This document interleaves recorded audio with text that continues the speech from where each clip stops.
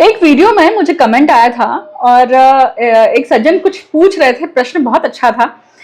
तो राहु केतु अगर कपिल के एक ही स्थान में या एक ही भाव में हो तो क्या उनमें कोई कार्मिक कनेक्शन होता है? क्या वो गत जन्मों से जुड़े हुए हैं? तो उसका उत्तर समझिए।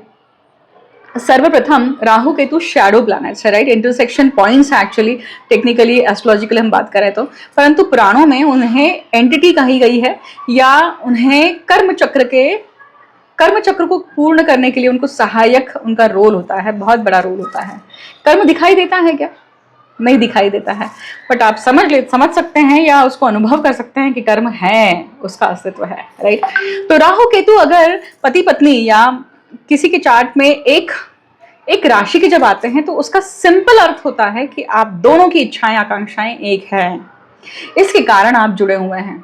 अगर हम आकांक्षाएं या जो जैसे हम नॉर्मल कॉन्सेप्ट लगाते हैं ना कि भाई हम उम्र लोग पर झट से कनेक्ट हो जाते हैं, राइट। बच्चों के साथ में बच्चों जैसा व्यवहार करो तो आपसे वो जल्दी से कनेक्ट हो जाते हैं। ठीक उसी प्रकार से राहु जो है वो डिजायर को दिखाते हैं, केतु जो है उस डिजायर के पीछे मत भागो, जहां वो स्थित है एक्चुअली वो दिखाता है।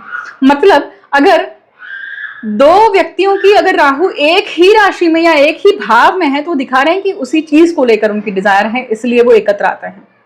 और जब पति पत्नी ऐसे एक साथ में आ जाए, इसका अर्थ ही है कि वो एक डिजायर के लिए काम करने वाले हैं। कहीं ना कहीं ये बहुत अच्छा भी है क्योंकि इस केस में उनका दाम्पत्य जीवन बहुत अच्छा चलता है,